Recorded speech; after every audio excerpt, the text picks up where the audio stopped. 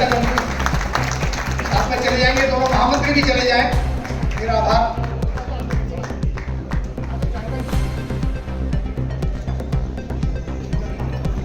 हमारे मनोज वृंदावन बिहारी लाल की जय, भारत माता की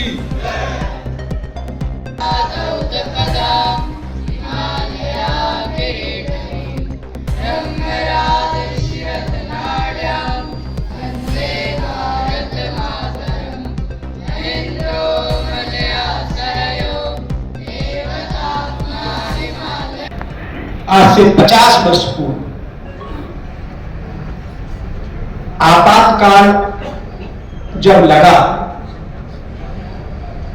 जब इलाहाबाद हाई कोर्ट ने तत्कालीन प्रधानमंत्री इंदिरा गांधी के चुनाव को निरस्त घोषित कर दिया, सुप्रीम कोर्ट ने भी 6 साल तक उनके चुनाव ना लड़ने के ऊपर पाबंदी लगा दी और प्रधानमंत्री रहते हुए संसद में उनसे वोट डालने के लिए अधिकार को ले लिया, तो तत्काल प्रधानमंत्री इंदिरा गांधी जी ने अपने राजनीतिक हितों को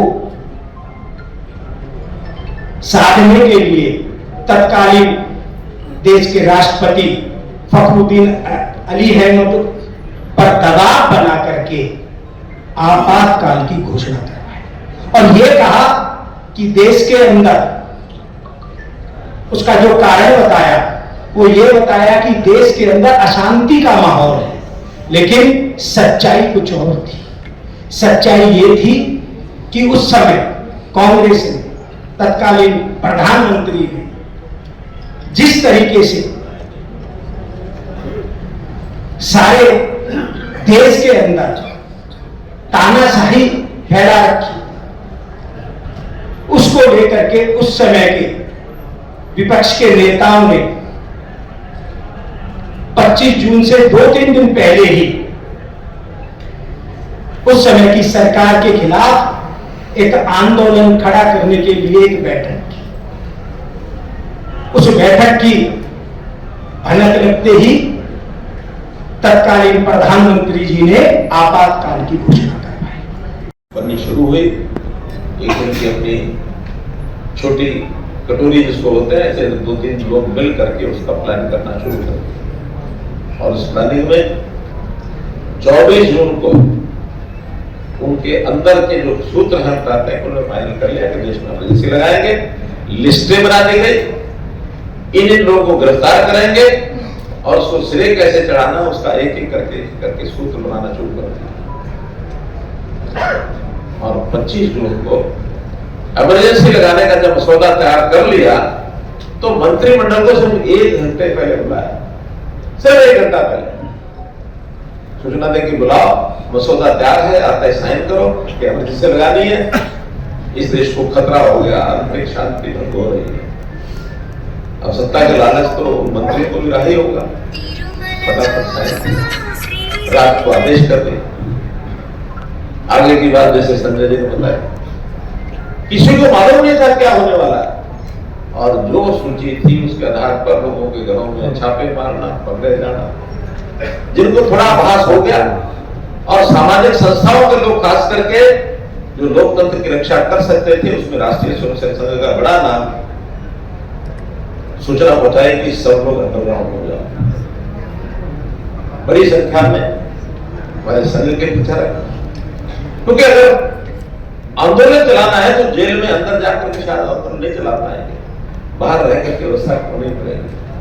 देश बदल गए, ऐसे ऐसे खंडर स्थान जो होता है जिसको आभासी हो सकता है, ऐसी जगह गतिविधियों का केंद्र बनाया।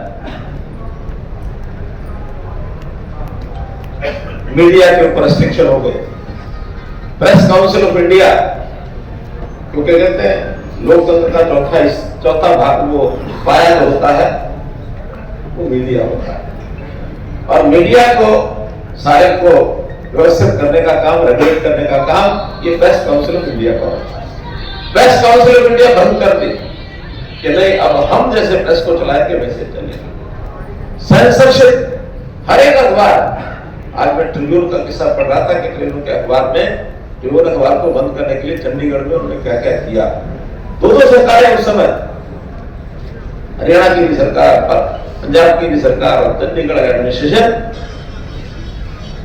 उस ट्रिब्यून के कार्यालय को कैसे समाप्त किया जाए, उसका सिस्टम खराब किया जाए।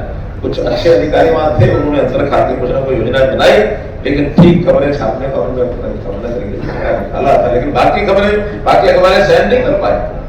हम अखबारें उस समय देखते थे, पूरे 4 पेज का अखबार है तो हर पेज में कहीं 60%, कहीं 50%, कहीं 70% खाली होता था। थोड़ी खबरें यहाँ छपी है, वहां छपी है, नीचे छपी, बीच में खाली। ये खाली क्यों रहता है? तो अखबार बनाने के लिए सब लाने का अधिकार रखते थे, बाद में रात को सेंसर करने के लिए उनका सेंसर बोर्ड उन खबरों को निकाल देता था, ये खबर नहीं लगा। लोगों को पता तो सब लगता ही नहीं। तो इस प्रकार से मनमर्जी करके सत्ता को अपने हाथ में कैसा रखा जाए। उनको ना देश की चिंता, ना लोकतंत्र की चिंता, कोई चिंता नहीं। सत्ता नहीं छूटनी चाहिए।